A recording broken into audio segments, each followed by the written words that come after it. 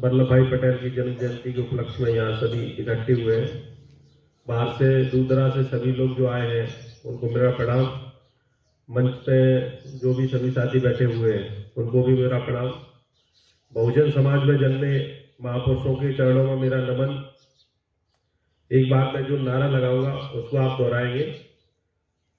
जय जय जय जय जय भीम, जय भीम जय भीम, जय पेरियर जय भीम, जय भीम जय भीम। जिसकी जितनी संख्या भारी उसकी उतनी हिस्सेदारी, जिसकी जितनी संख्या भारी उसकी उतनी हिस्सेदारी।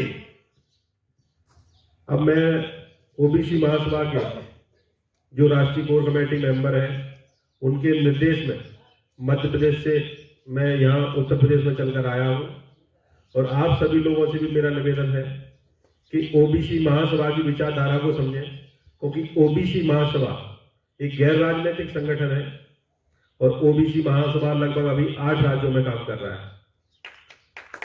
ओबीसी महासभा का जो कारवा है वो मध्य प्रदेश से लेकर राजस्थान, यूपी, छत्तीसगढ़, महाराष्ट्र और भी कई राज्य ऐसे हैं जहां हम लोग काम कर रहे हैं। और इसका जो सबसे तेजी से जो काम चल रहा है वो चल रहा है मध्य प्रदेश में, क्योंकि मध्य प्रदेश में आज ऐसी स्थिति है कि इसको सेकेंड विकल्प के रूप में देखा जा रहा है ओबीसी महासभा। वो मध्य प्रदेश में जो भी सरकार है, चाहे कांग्रेस हो या भाजपा हो, अगर मध्य प्रदेश में भाजपा सरकार अगर कोई भी एक्शन लेती है तो एक बार जब ओबीसी महासभा और ओबीसी महासभा से जुड़े जितने भी लोग हैं, क्योंकि मध्य प्रदेश में ये देखा जाता है कि हमारे यहाँ 52 जिले हैं और 52 जिलों में हमारी पूरी कार कमेटी है। 52 जिलाध्यक्ष भी है, लगभग 232 से समथिंग तहसील है, तो तहसील अध्यक्ष भी है। हम लोग वहाँ वार्ड स्तर पर काम कर रहे हैं। तो आप लोगों से भी हमारी आशा है कि संगठन को बढ़ाएं, क्योंकि उत्तर प्रदेश में काफी जिले हैं, 80-82 जिले हैं, 75 जिले हैं। तो यहाँ लगभग मैं देखता हूँ कि यहाँ मुश्किल से 8-10 जिलों में जिलाध्यक्ष होंगे, क्योंकि अभी अपन यहाँ जिलाध्यक्ष भी कंप्लीट नहीं कर पाए। तो मेरा यहाँ जो माननीय प्रदेश अध्यक्ष जी है और कार्यकारी प्रदेश अध्यक्ष जी भी है, और यहाँ बहुत समय से जो लोग जुड़े हुए हैं, जो जिलाध्यक्ष हैं, उन सभी से मेरा निवेदन है कि ज्यादा से ज्यादा, क्योंकि अपन बात तो करते हैं 15-85 की, अगर 85% है तो यहाँ की संख्या आप देख लो, मुश्किल से 75 जिले हैं तो 75 लोग भी नहीं है। तो बहुत सारी चीजें ऐसी हैं जब तक हम अपने संगठन को नहीं बढ़ाएंगे, क्योंकि जात से निकलकर हमें जमात पे काम करना पड़ेगा। कभी कभी क्या आता है कि उनने लोधी को जो प्रदेश अध्यक्ष बना दिया है या कुर्मी पटेल को बना दिया है। भाई हम तो ये कहते हैं कि जिसकी जितनी संख्या भारी उसकी उतनी हिस्सेदारी की बात करते हैं। तो हम तो ये बोलते हैं कि भाई जैसे आप कुर्मी है या लोधी है या यादव है या प्रजापति है, अहरवाल जो भी है, जब संगठन में जब हम लोग जुड़ते हैं तो कम से कम अपन अपनी अपनी जातियों को तो जोड़ ही सकते हैं, क्योंकि ओबीसी महासभा एक सागर है जहाँ छोटी छोटी नदियां आकर जब मिलती हैं तो वो एक समुद्र बनता है। तो ऐसे ही ओबीसी महासभा है, क्योंकि जब तक हम लोग संगठन को नहीं बढ़ाएंगे तो चाहे आप हिस्सेदारी की बात हो या आपके मुद्दों की बात हो या घटनाओं की बात हो, हम उस पर फतेह नहीं पा सकते। तो मेरा सभी साथियों से निवेदन है कि ज्यादा से ज्यादा संख्या में ओबीसी महासभा से जुड़े और अपनी विचारधारा को समझे, क्योंकि ओबीसी महासभा एक गैर राजनीतिक संगठन है और इसके जो मुद्दे हैं वो है, देश का जो सबसे बड़ा जो इस समय जो मुद्दा है वो है जातिगत जनगणना। और जातिगत जनगणना एक ऐसी, भाई जातिगत जनगणना उस समय अंग्रेजों ने कराई थी 1931 में। उस समय के बाद आज तक जातिगत जनगणना नहीं है। 1931 में हम लोग 52% थे। जब 1931 में 52% थे तो आज क्या संख्या होगी।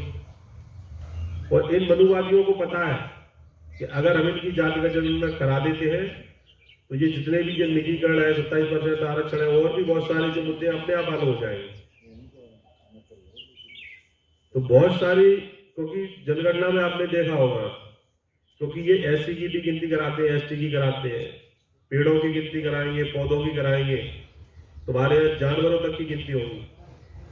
जहां तक कि इस देश में कितने हिजड़े हैं उनकी भी गिनती होती है, मगर पिछड़ों की गिनती नहीं होती।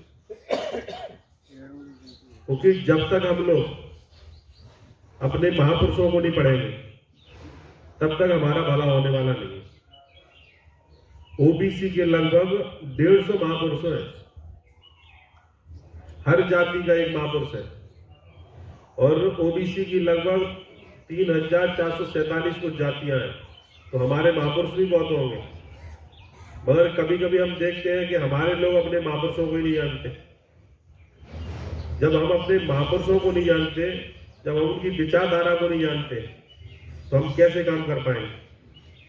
क्योंकि हमारा देश का जो ओबीसी है वो अधिकतर पाखंडवाद में ज्यादा ग्रस्त है। क्योंकि ओबीसी में जितनी जातियां हैं, ज्यादा से ज्यादा लगभग अपन 95% मान लें तो पाखंडवाद में ग्रसित है। क्योंकि ऐसा कोई त्योहार नहीं होगा जो ओबीसी नहीं मनाता हो। ये त्योहार हम तक थोपे गए। हम लोग महापुरुषों की बातें करते तो हैं, मगर हम उनका अनुसरण नहीं करते। यहाँ जितने भी सारे लोग बैठे हुए हैं, कितनों के घर में महापुरुषों की फोटो लगी है? नहीं लगी होगी। तो हम जब तक अपने महापुरुषों को नहीं पढ़ेंगे, महापुरुषों की जन्म जयंतियां नहीं मनाएंगे, परिनिर्वाण दिवस नहीं मनाएंगे, तब तक कुछ नहीं होगा। क्योंकि जितनी भी सारी जातियां हैं उनको निकल कर जमात में काम करना पड़ेगा। क्योंकि हम लोग बात तो करते हैं जमात की, मगर जाति से नहीं निकल पाते।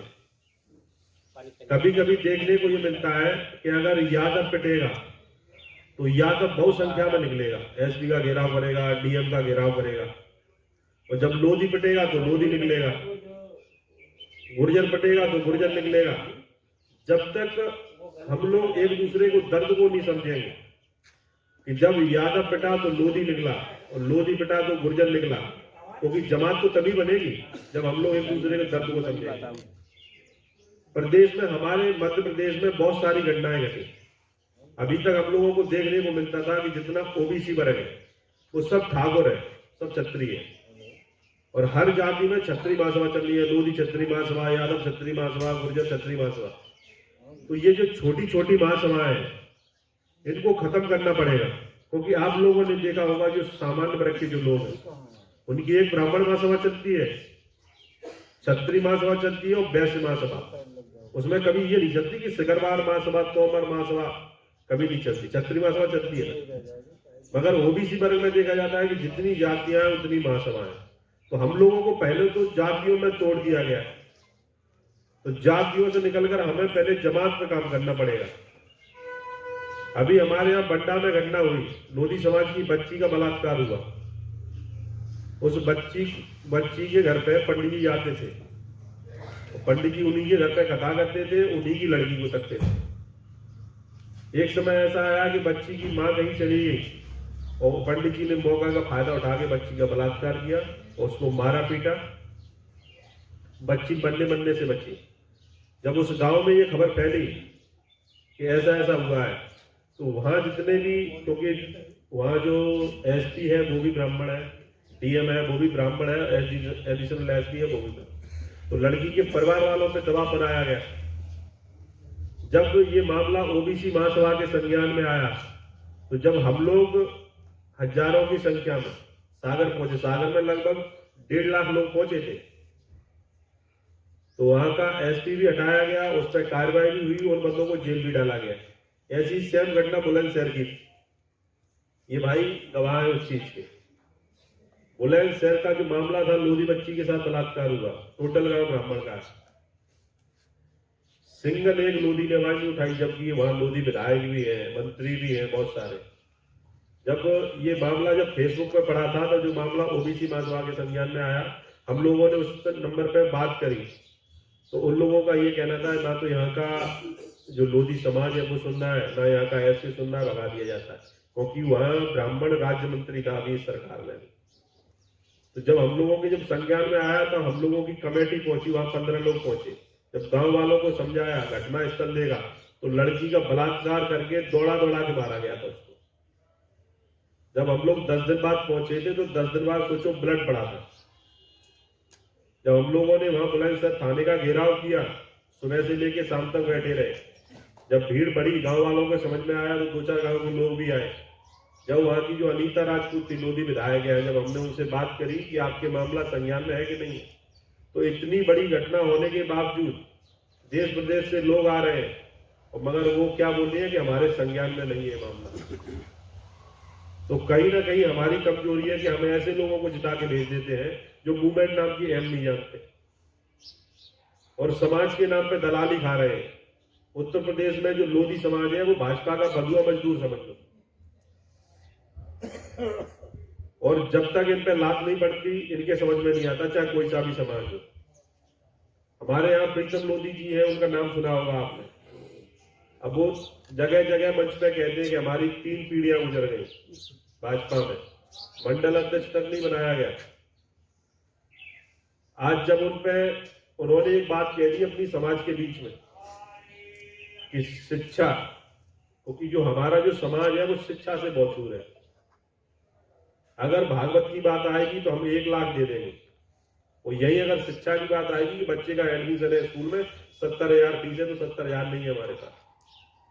तो ऐसे वो अपने समाज को समझा रहे थे कि भागवत कथा कराना बंद करो, शिक्षा को जोड़ दो, अपने बच्चों को पढ़ाओ और इन पाखंडियों को बुलाना बंद कर दो। तो ये बात जब रिकॉर्ड हुई, और जब रिकॉर्ड हुई उसको वायरल कर दिया गया, तो जब वायरल हुई तो भाजपा ने तुरंत एक्शन ले लिया। तो इससे ये साबित होता है कि प्रीतम लोधी जी ने जो बात कही थी वो ब्राह्मणों के खिलाफ कही थी, पाखंडवाद के खिलाफ कही थी। जब ब्राह्मणों के खिलाफ कही थी तो भाजपा ने क्यों निकाल दिया? भाजपा ने इसलिए निकाल दिया क्योंकि भाजपा ब्राह्मणों की पार्टी है। तो हमें ये चीज समझनी होगी, क्योंकि लगातार SC/ST पे जो अन्य अत्याचार हो रहा है उसके जिम्मेदार हम भी हैं, क्योंकि ना हम उस मुद्दों को उठा पा रहे, ना हम अपने हक अधिकार की बात कर पा रहे।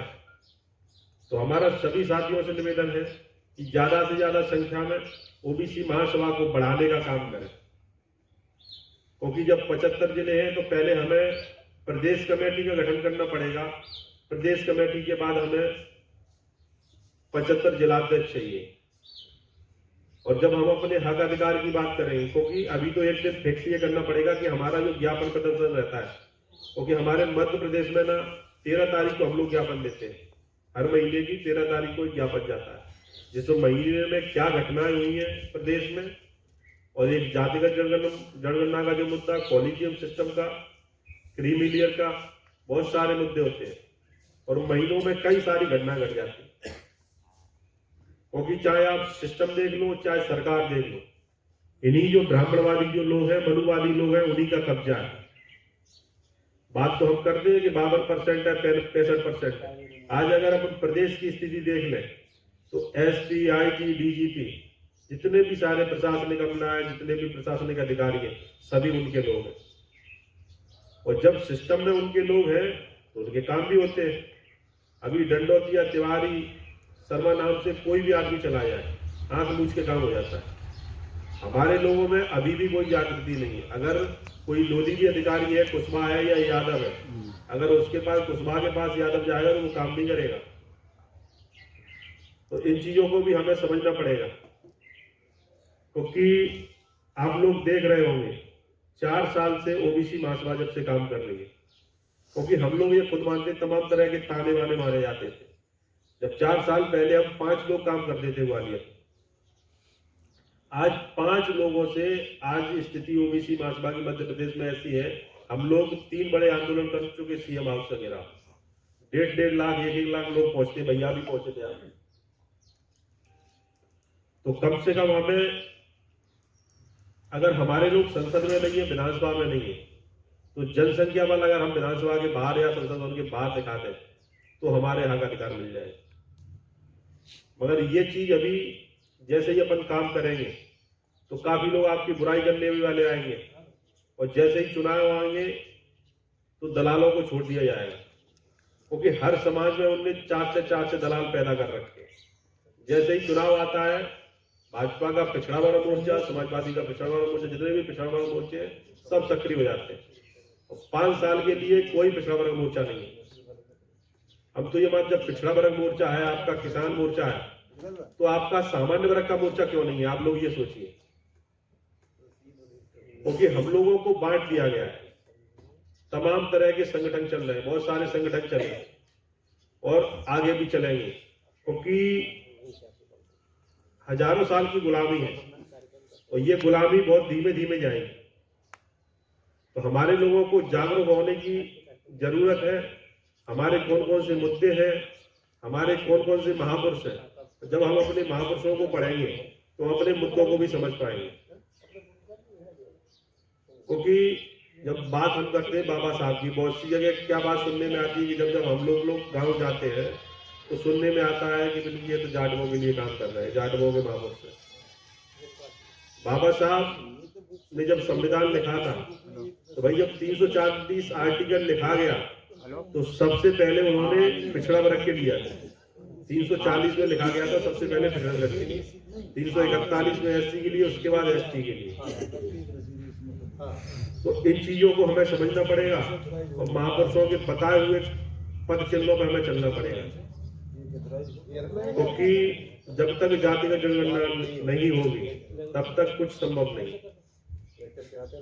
क्योंकि अभी देखा गया है बिहार में, जैसे नीतीश कुमार ने कहा कि हम बिहार में कराएंगे, भूपेश बघेल जी कह रहे हैं कि हम छत्तीसगढ़ में कराएंगे। मध्य प्रदेश की तो ऐसी स्थिति है कि बहुत सी जगह 27 मिल रहा है, 25 मिल रहा है, 35% तक आरक्षण है। मध्य प्रदेश में लगातार भाजपा को 15 साल हो गए और कांग्रेस 15 साल से पहले सब कांग्रेस ही है, क्योंकि हमारे यहाँ तीसरा विकल्प तो है ही नहीं क्षेत्रीय दल। तो यहाँ हमारे यहाँ 14% आरक्षण है बस, और बहुत से विभाग ऐसे हैं जिसमें 2-2% है। जब से ओबीसी महासभा ने काम स्टार्ट किया तो आज 27% मिल रहा है, मगर क्या है, उन्होंने बहुत सारी चीजें ऐसी हैं कि हाई कोर्ट में रिट लगा रखी है। और ये जो रिट लगाने वाले लोग हैं, आरक्षण को जो रोकने वाले लोग हैं, वो एक ही जाति के लोग हैं, ओनली ब्राह्मण। अभी आप सुप्रीम कोर्ट में या हाई कोर्ट में जितनी भी रिट देख लो, 52 रिट लगी है और वो टोटल ब्राह्मणों ने रिट लगाई है। जैसे जब आंदोलन बढ़ता है, क्योंकि अभी तक कोई विरोध नहीं था ओबीसी महासभा, अब हमारे ग्वालियर में ही 1 महीने के अंदर 35 संगठन रजिस्टर्ड हुए ब्राह्मणों के। अब 35 संगठन ग्वालियर में रजिस्टर्ड हुए तो पूरे प्रदेश में, देश में कितने हुए? क्योंकि उनको अब लगने लगा है कि ओबीसी अब जाग रहा है, और जब ओबीसी जागेगा तो अपना अधिकार भी मांग रहे हैं। आज स्थिति ऐसी कि आज से 3-4 साल पहले चले जाओ तो ओबीसी नहीं जानते थे लोग। आज आप फेसबुक यूज कर रहे हो, ट्विटर यूज कर रहे हो, जितनी भी सोशल मीडिया है, आप उस पर एक ओबीसी डालो, एक पोस्ट डालो, करोड़ों में निकलता है। उस समय जब हम लोगों ने ट्विटर पे एक ट्रेंड चलाया था कि मैं हूँ ओबीसी, मैं ओबीसी, तो कम से कम उसको 12 करोड़ लोगों ने शेयर किया था। तो ओबीसी में पहले तो जितनी सारी जातियां हैं, इनको आपस में सामंजस्य बनाना पड़ेगा, क्योंकि अभी क्या चल रहा है कि जैसे लोधी है तो प्रजापति से बड़ा है, कुशवाहा जी है तो वो यादव जी से बड़े हैं। तो अभी जातियां आपस में ही हम लोग बटे हुए हैं, क्योंकि एक दूसरे को नीचा दिखाने में लगे, ये हमसे नीचा है, ये हमसे नीचा है। तो लड़ाई अगर अपन ये कहें कि सामान्य वर्ग से, तो सामान्य वर्ग आपसे लड़ेगा नहीं, क्योंकि उन्होंने आपको इतनी जातियों में बांट दिया है कि आप मुश्किल से 2-2, 3-3% है। हम तो उनकी ये कह रहे हैं ना 15-85, वो तो 15% है। अगर यादव लड़ेगा तो कितना है? 3%, 4%। लोधी लड़ेगा वो भी 3-4%। तो जब तक हम ओबीसी नहीं बनेंगे तब तक हम ये लड़ाई नहीं जीत सकते, ना उनसे लड़ सकते, क्योंकि सिस्टम में वो इस कदर घुसे हुए हैं कि चाहे भाजपा आ जाए, कांग्रेस आ जाए, कोई सी भी सरकार आ जाए केंद्र, मगर सिस्टम आज की डेट में उन्हीं का है। अभी वर्षों लग जाएंगे, क्योंकि जब हमारे लड़के अब IAS, PS, PCS की जब लड़ाई लड़ रहे हैं तो अब बने हैं, उनके लड़के IAS, PCS बन चुके, और उसके बाद जो उनकी जो आने वाली पीढ़ी है वो विदेशों में पढ़ रही है। तो ये चीज हम 20 साल बाद सोचेंगे, क्योंकि जो इंटरव्यू जो सिस्टम है, क्योंकि आप PSC में कितनी भी फाइट करो, बहुत सी जगह जब अपन लोग जाते हैं, जब संगठन की बात करते हैं तो लोग उस चीज को सुनते तो है मगर उस पर अमल नहीं करते। हम तो ये मानते हैं कि अगर यहाँ 50-60 लोग भी बैठे हुए हैं, अगर यही 50-60 लोग अगर आज से काम करना स्टार्ट कर देंगे तो वो दिन दूर नहीं है जब यहाँ लाखों की संख्या में हम यहाँ CM हाउस घेराव कर सकते हैं। क्योंकि जब तक हम घटनाओं पे काम नहीं करेंगे, लोगों के अंदर जन जागरूकता नहीं आएगी। तो कितनी भी हम अपनी गांव-गांव जाके आरक्षण की बात कर लें या ओबीसी की बात कर लें या एसटी की बात कर लें, लोगों के समझ में नहीं आएगा। क्योंकि लोग सुनते हैं, आधे घंटे सुनेंगे और सुनने के बाद उसके बाद भूल जाते हैं। जब किसी पे जूता पड़ते हैं, जब किसी की बहन बेटी की इज्जत लूटी जाती है, जब किसी के साथ अन्याय अत्याचार होता है, उस घटनाओं पे जब आप काम करोगे तो लोगों के अंदर जन जागरूकता आएगी और लोग तुमसे जुड़ेंगे भी। क्योंकि आज की डेट में जो देखा जाता है वो प्रशासन का बहुत खौफ है। प्रशासन पे अगर आपने पकड़ बना ली तो लोग आपसे जुड़ने लगेंगे, क्योंकि कहीं ना कहीं जो आज इन लोगों ने जो डर बना रखा है उस डर को हमें निकालना पड़ेगा। क्योंकि जो सत्ताधारी जो पार्टियां हैं, जैसे ही आप काम करोगे, संगठन के बारे में काम करोगे, लोगों को जागरूक करोगे, आप पर मुकदमे काम कर दिए जाएंगे। मध्य प्रदेश में आज हम लोगों की ये स्थिति है कि जैसे अगर सीएम आएगा, गृह मंत्री आएगा या केंद्र सरकार का कोई नेता आएगा तो उनको पहले बाइंड ओवर कर दिया जाता है, भैया इनको पकड़ लो पहले। तो ये सरकार में डर है। अगर हम लोग एक एसपी या डीएम को फोन करेंगे तो संगठन से संबंधित जो भी काम होंगे हमारे काम हो जाएंगे। तो ये चीज उनके अंदर डर बैठाना पड़ेगा, क्योंकि कहीं ना कहीं जो मनुवादी मीडिया है, जो गोदी मीडिया है, वो आपको नहीं दिखाएगी, ना आपके आंदोलन को दिखाएगी। आज हम लोग, आप लोग यहाँ बैठे हैं, सभी लोग मोबाइल चलाते हैं और सभी लोग सोशल मीडिया का यूज कर रहे हैं। तो सोशल मीडिया एक ऐसा माध्यम है, इससे हम फतह पा सकते हैं। क्योंकि जितने भी बड़े बड़े चैनल्स हैं, चाहे आज तक हो, न्यूज तक हो, जितने भी सारे चैनल हैं वो आपको नहीं दिखाएंगे। क्योंकि जो सोशल मीडिया है, आप सभी लोग मोबाइल यूज करते हैं, जो जहां कहीं भी ओबीसी हितैषी जो पोस्ट लिखता है या ओबीसी से संबंधित कहीं भी पोस्ट होती है, तो आप उसको कहीं ना कहीं उसको शेयर करते हैं, कमेंट करते हैं। क्योंकि आज हम लोग 60-70 लोग बैठे हैं, ये कार्यक्रम चल रहा है, आज ये लाइव भी चल रहा होगा, कहीं कुछ भी चल रहा होगा। अगर आज हम उसको शेयर भी करेंगे तो इसको लाखों लोग देखेंगे। तो ये हमें जगह जगह पहले तो जन जागरूकता अभियान चलाना पड़ेगा और सदस्यता अभियान भी चलाना पड़ेगा। जगह जगह जाके हमें मीटिंगें भी लेनी पड़ेगी। बहुत सारी जगह बात सुनने में आती है कि यार उस तहसील में जाएंगे, उस जगह जाएंगे, 10 लोग भी नहीं है सुनने वाले, उनको क्या समझाएंगे। तो ये चीज हमें अपने मन से निकालनी पड़ेगी। अगर हमारे पास 2 लोग भी है तो हम उन 2 लोगों को समझाएं। जब आज 2 लोग समझेंगे, जब 2 लोग क्षेत्र में जाएंगे तो वो लोगों को समझाएंगे, तो धीमे धीमे कारवा बढ़ेगा। तो हमें इन चीजों घटनाओं पर भी काम करना पड़ेगा। तो मेरा सभी साथियों से निवेदन है कि ज्यादा से ज्यादा संख्या में ओबीसी महासभा से जुड़े और अपने हक अधिकारों को सुनिश्चित करें। समय कम है, वक्ता ज्यादा है। सभी साथियों को मेरा जय भीम, जय ओबीसी, जय समुदाय।